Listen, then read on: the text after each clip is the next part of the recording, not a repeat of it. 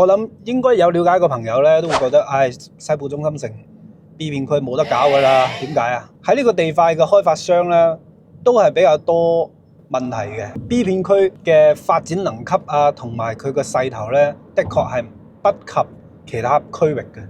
Hello， 歡迎翻到 Mark 住上樓市觀察頻道啊，我係阿 Mark。咁今日咧，我去緊金灣一個新項目，佢其實喺國慶嘅期間先啱啱推出嚟嘅。咁呢個項目呢，嗱，我賣個關子先啦，佢已經建設咗一段時期㗎啦。咁喺國慶呢個期間先攞到呢個預售許可。我想問下大家，有冇了解過珠海金灣航空新城，又或者係觀望緊嘅？你哋覺得西部中心城呢個概念有冇得搞先？航空新城嘅開發呢，其實已經去到後期㗎啦，即係話佢所剩嘅地塊咧唔多噶啦，而家目前在售嘅華發金灣府啦，已經係賣到一半噶啦，而隔離嗰塊地塊又係華發中標嘅，係準備起緊第四代住宅。咁大家有冇留意過西部中心城 B 片區呢？即係航空新城核心區嘅隔離嘅一個地塊，我諗應該有了解嘅朋友咧，都會覺得，B 片區冇得搞噶啦。喺呢個地塊嘅開發商咧，都係比較多問題嘅，即係爆雷啊、破產嘅比較多嘅呢啲開發商。除咗中鐵建啊，咁目前咧仲有一個地塊係格力集團旗下開發嘅一個項目，叫做景灣1號。嗱，呢個項目咧我未去睇過嘅。因為 B 片區嘅發展能級啊，同埋佢個勢頭咧，的確係不及其他區域嘅。其實 B 片區個位置唔差嘅，因為後期咧會有軌道交通啦。佢的確係留咗好多塊地咧，係為咗以後嘅軌道交通啊。呢啲嘢咧就唔知道幾時嘅。咁目前嚟講啊，你話配套有冇咧？可以講有，亦可以講係冇。金灣寶龍城啊，佢係今年年底第4次聲稱話要開業。我早期飛過航拍啦，我睇個狀況咧都不容樂觀嘅。其實可以開業，但係咧唔會話特別好睇咯，因為佢個施工進度咧的確係有啲拖慢嘅。嗱，呢個區域咧有咩產品咧？目前嚟講啊，有金灣寶龍城啦，有融創嘅產品啦，同埋中鐵建嘅產品嘅。金灣寶龍城啊，大家都知道佢曾經係有債務危機啦，同隔離嗰個融創都係難兄難弟嚟㗎啦。金灣寶龍城咧，佢就易手咗俾另一個集團去接手開發。大家都知道佢而家已經改咗名叫做雅閣爾。咁雅閣爾集團咧就係做服裝嘅。咁做房地產開發佢又得唔得咧？有錢咪得咯。我哋講翻格力地產同格力集團，你知道有咩關係嘛？其實就係今年嘅7月份咧，已經對外宣布停止地產開發㗎啦。即係前期攞咗個地，正在開發嘅產品咧，無償劃入咗國企華發嘅旗下。係咪好熟悉嘅套路咧？即係話唐家格力海岸成個項目咧，總共分為7期嘅。目前咧已經開發完成㗎啦，即係話剩餘嘅項目嘅銷售啊，已經轉咗俾華發。格力嘅產品我接觸得比較少啊，唔知道評論區咧有冇興格嘅住戶咧，產品覺得點樣咧？可以俾下 comment。咁呢個興格景灣1號咧，佢個地理位置咧，亦都係相當之靠近呢個珠海大道嘅。咁大家都知道，珠海大道咧，目前嚟講係已經進行緊呢個快速路嘅改造啊嘛。即係以後呢個位置啊，個交通便利度係相當之高嘅。只不過啊，格力集團旗下佢自己又成立咗一個興格城市發展啊，繼續係可以攞地，繼續係開發嘅。到現場啦，睇下呢個標誌性嘅大門啦。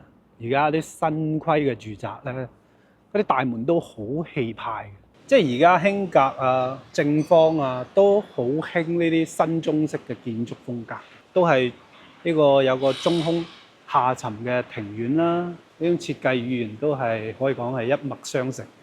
好，我哋嚟到呢個沙盤嘅面前啦。成個項目咧又分為3個地塊去開發嘅。目前咧第一階段咧係呢個一期。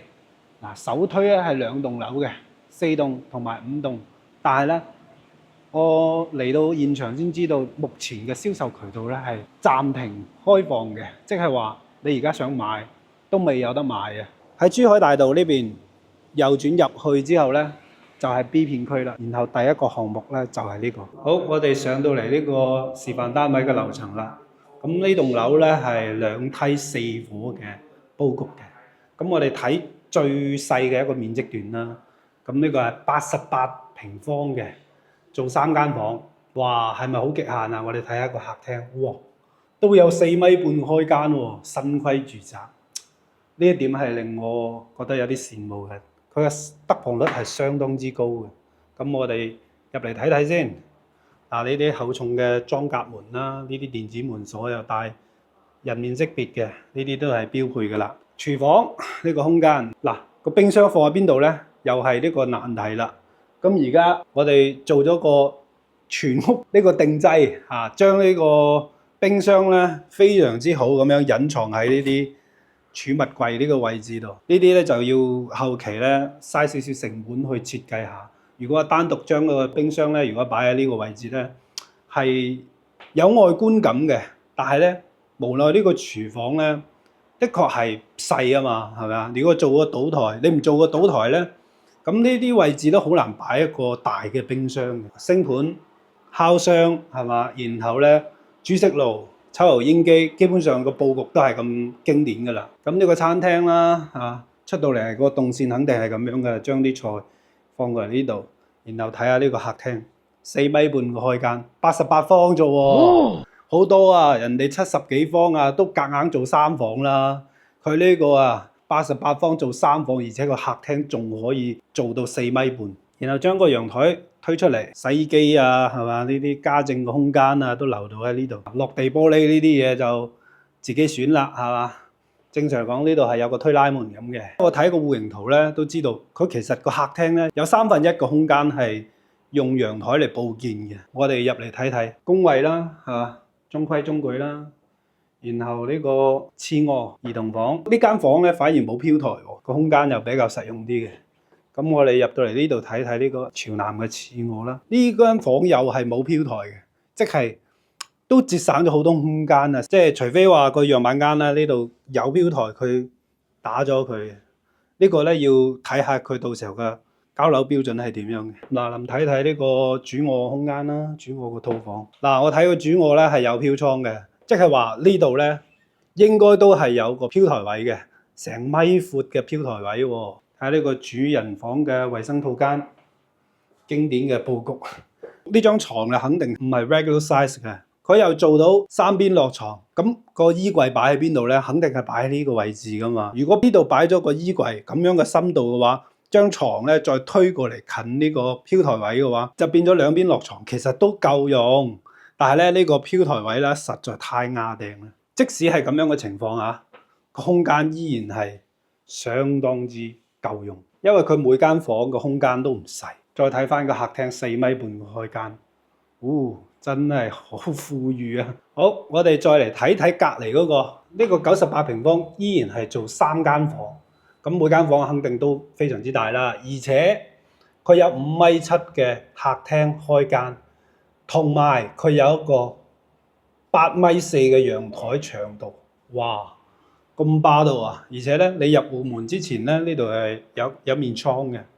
好，入去啦，嗱，玄關位啦，然後咧。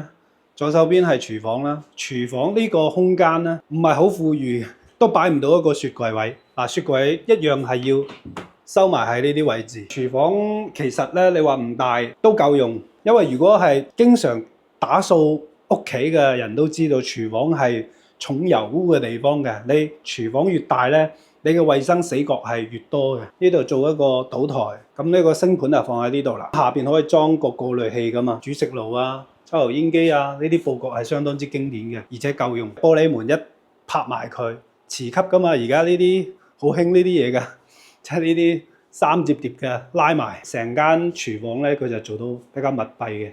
但係咧呢啲玻璃面啊，清潔起身咧都非常之講究嘅。餐廳就略過啦，睇下呢個客廳啦。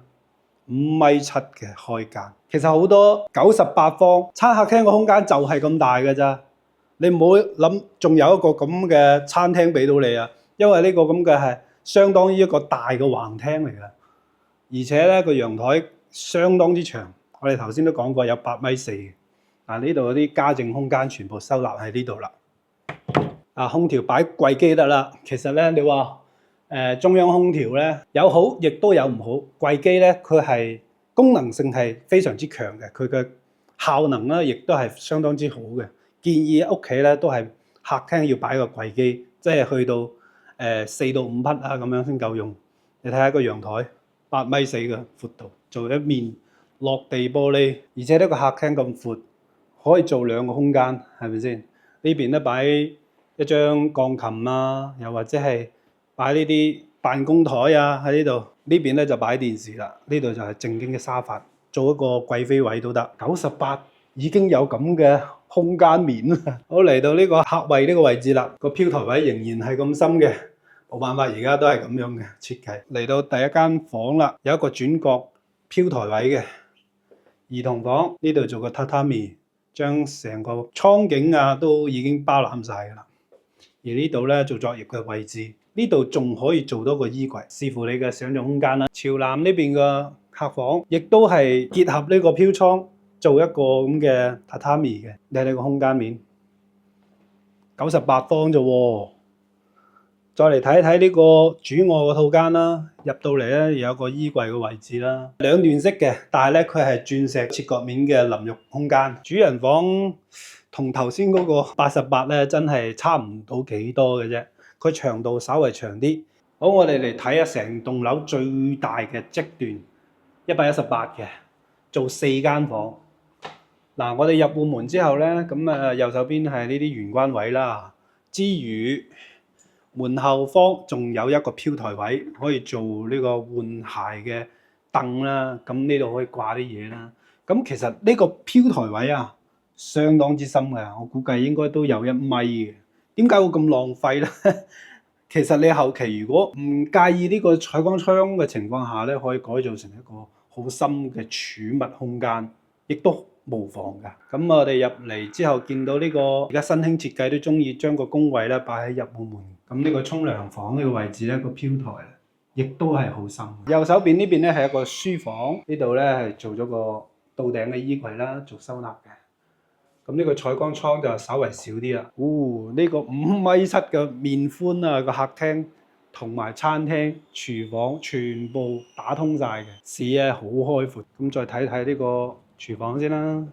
而家都係呢啲時髦嘅呢啲閉合門啦，可以做到極大嘅採光面嘅餐廳位啊，完全係非常之富裕。好，入嚟睇下第二間房先，做個兒童房啦。呢度應該都係有個飄台位嘅，咁做個榻榻米做間房。呢邊咧可以望到呢邊嘅濕地公園嘅，同埋前面有條珠海大道主幹道。